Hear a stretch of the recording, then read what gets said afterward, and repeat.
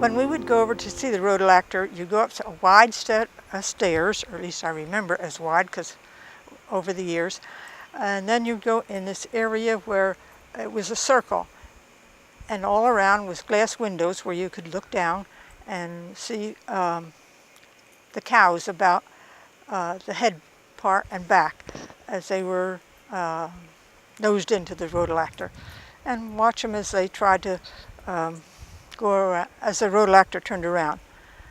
Once in a while, a cow wouldn't milk out right, or milk out as fast, so they stopped the whole rhodolactor, and that would put everybody back a lot, lot longer than they wanted, because it seemed like a job to start up or something. But they had to do it to milk the cows right. I used to work for a Thompson who had a set of 100 cows. That was one unit over at the farm, over at the worker garden, and he would keep his cows up to a certain, they had to be at least 3.5 butterfat to stay in there. And so that was almost a full-time job keeping those cows up to go there.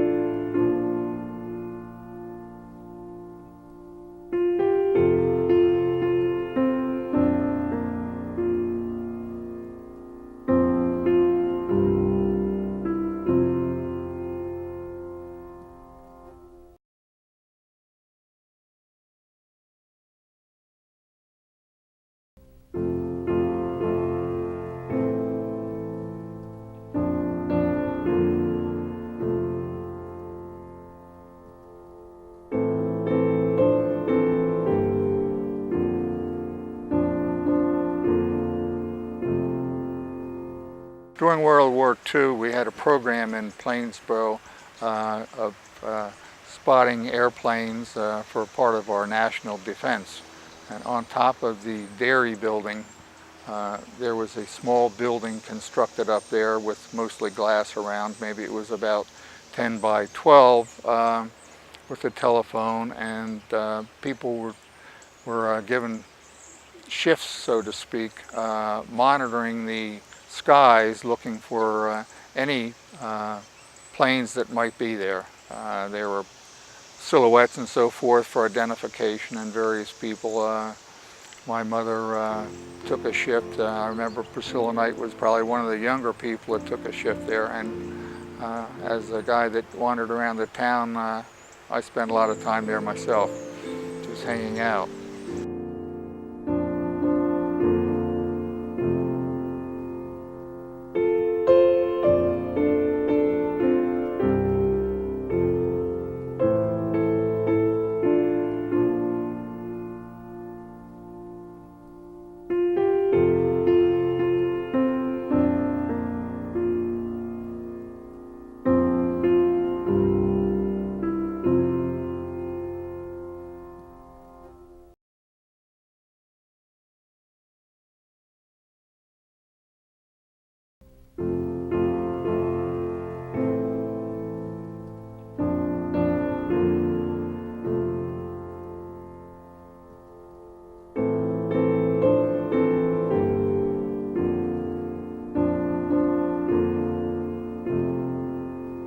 The 1938 War of the Worlds broadcast was something that I was not really aware of at the time, just from my mother telling me about it later.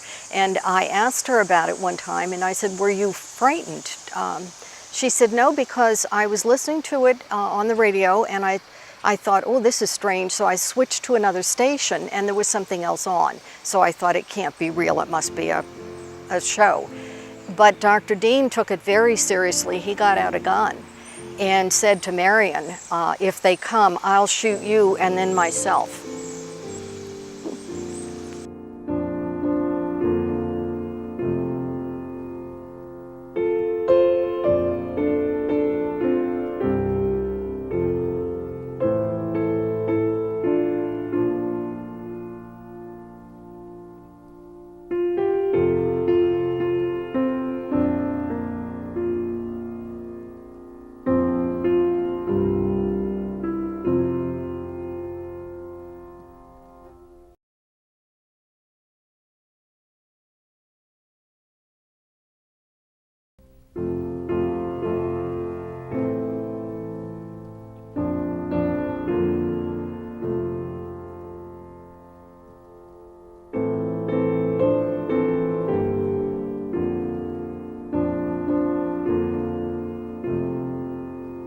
The corn was planted in hills. There were about 4 or 5 stalks to a hill, and the hills were probably 36 inches apart.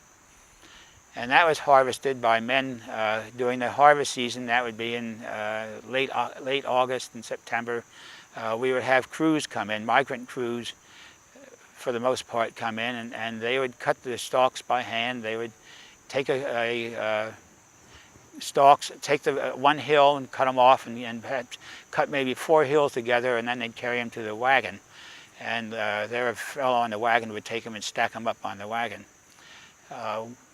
One of my earliest jobs was we had a old John Deere tractor that had a hand clutch, and all I had to do was push that hand clutch ahead and the tractor would move ahead. And I was probably hardly strong enough to turn a steering wheel, but I could push the clutch ahead, and so they tell me to move it ahead till they had the next group of hills to be cut.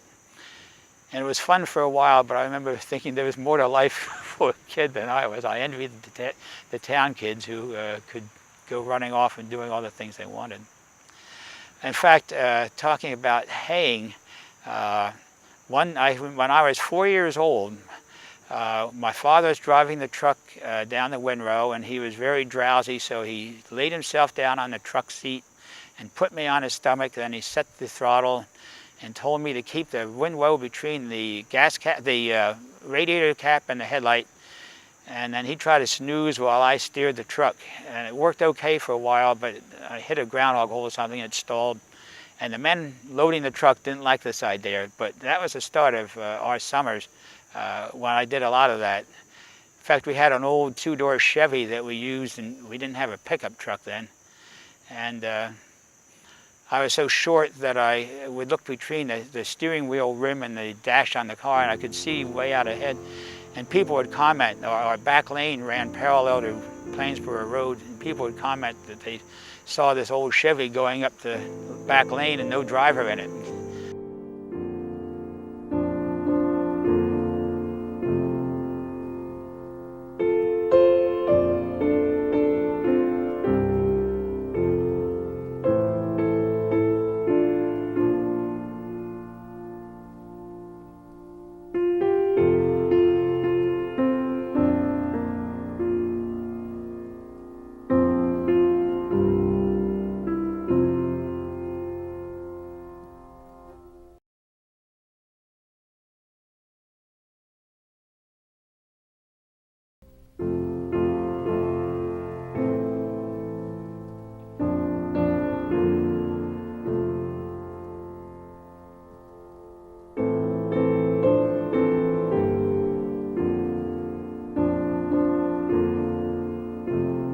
The road between it separated us from Plainsboro.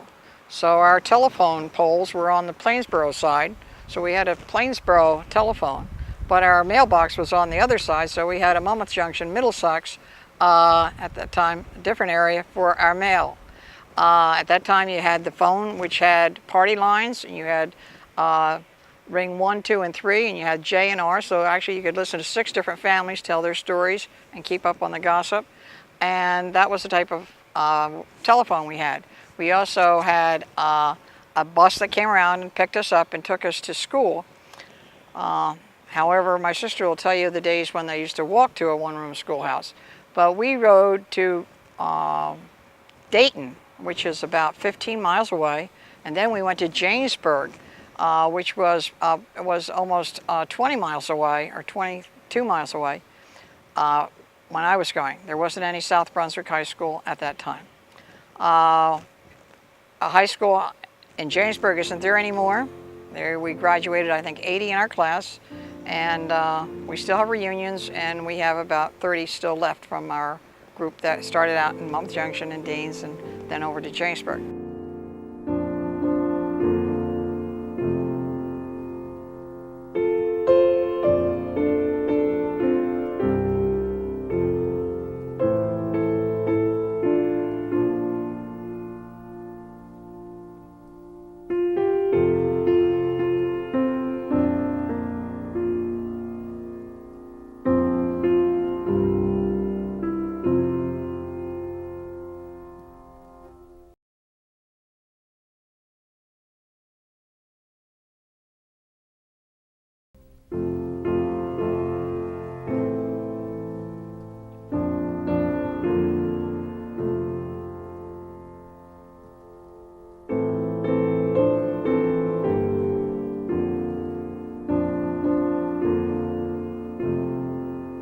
farm we lived on that my dad rented from Walker Gordon Road on Shots Crossing Road was a small farmhouse.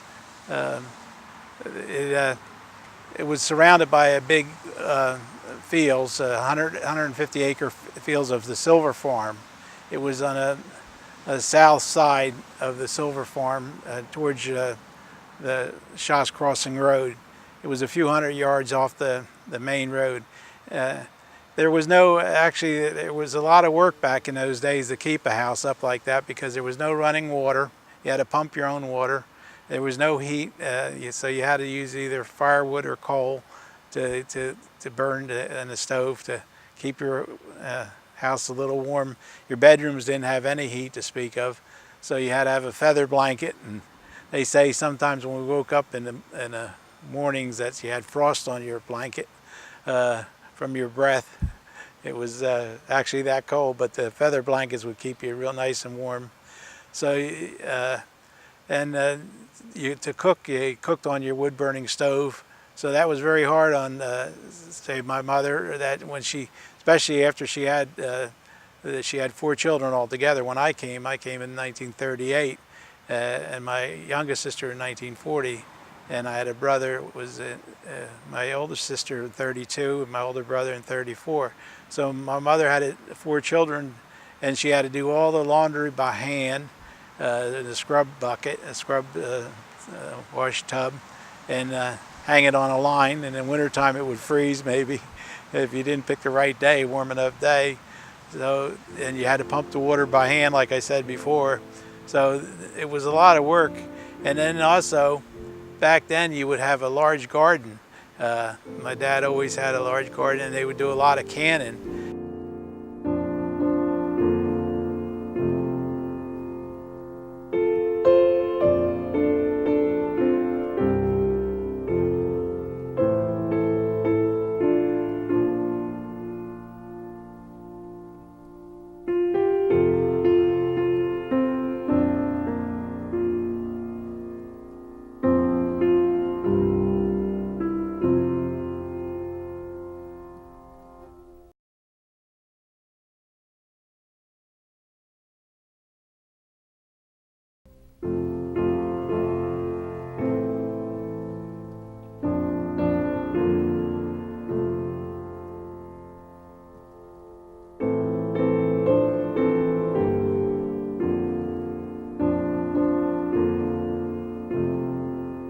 I began my life on a farm and have lived on a farm ever since. I was born to a farmer and his wife, like I said, in Dutch Neck. And Daddy only lived 7 years after I was born, at which point, and I had spent a lot of time with Daddy. I loved being outside. I remember sitting on the feed sacks in the barn as he milked, and it was milking by hand then. It was before electricity, so that it was peaceful in the barn, and it was very quiet. And I loved to hear the sound of the milk hitting the bucket as he milked, and it would fill the sound would change as the bucket filled up, and I'd be sitting there, and he would have me repeat all of the things I had learned in Sunday school, the different memory verses and the different chapters of the Bible that I had learned at that up to 7 years.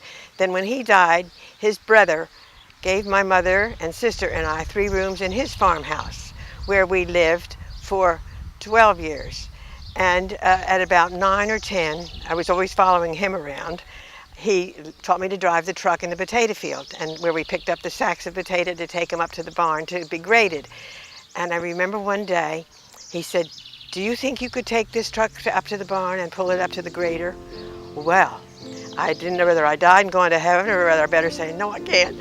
But I did. I was thrilled, and I took it up very carefully and pulled it right up to the side of the barn and was just so proud of myself.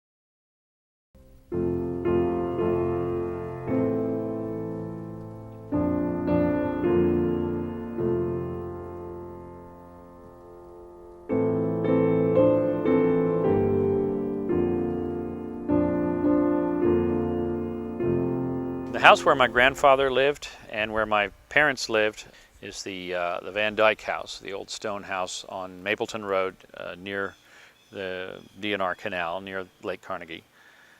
And it was built in or about 1742, from all reports.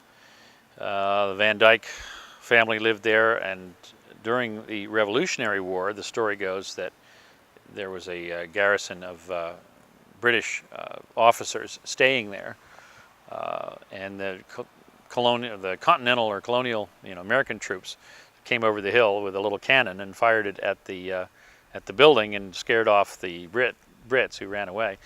And then I guess the Americans occupied it after that. And when my grandfather did renovations on the house, digging around in the foundation, he actually found a little cannonball about the size of a lacrosse ball that he believed was the one that was fired at the building. So he lived there all of his life. Actually, while he was in the Army in World War I, his father, William Flemmer Sr., moved down from Springfield to run the, by then, substantial nursery operation, since his son was in the Army.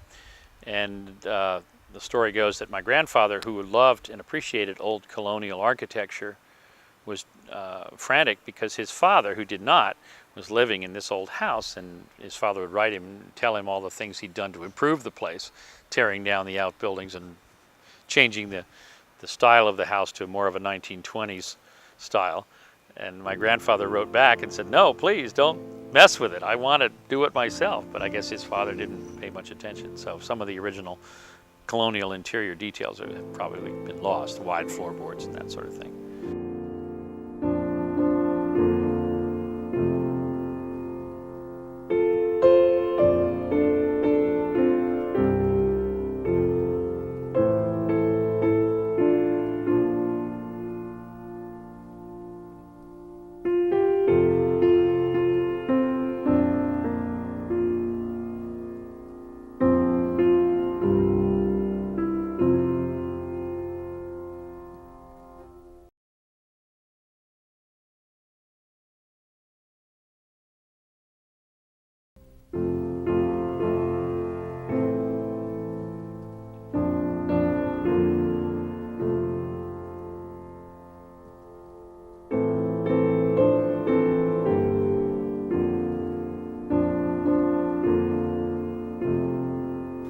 Coming to Plainsboro to live must have been a great shock to my mother, who, well, she was used to, she'd gone to a very nice finishing school in North Jersey with John Philip Sousa's daughters, knew them well, and had visited the Sousa family in New York City. Sousa had sat down and played some of his marches for them. I think her father had been very instrumental in the start of Petty Institute, which became Petty School. And although it was a boys' school, my mother took art lessons there. I have several paintings that she did. So that she wasn't used to housework when she came to Plainsboro anyway. And she was somewhat fortunate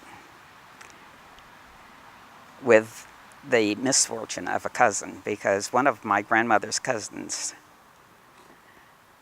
and Elizabeth Embley, had lost her husband and could not afford to continue living on the farm that they were running. And so Elizabeth Embley came to live in our house with my grandmother, but she worked with my mother, and we always called her Nanny. She was the champion of all the kids. Grandma could be rather stern and unhappy about the noise we made and so forth, but Nanny always defended us.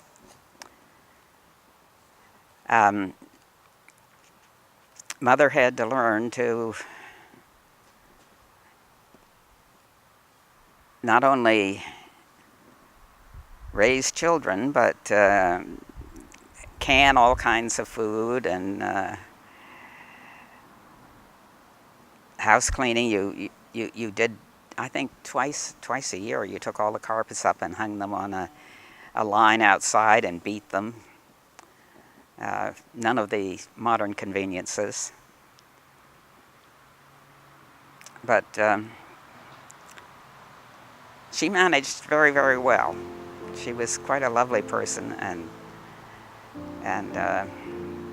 somehow she adjusted to her country living.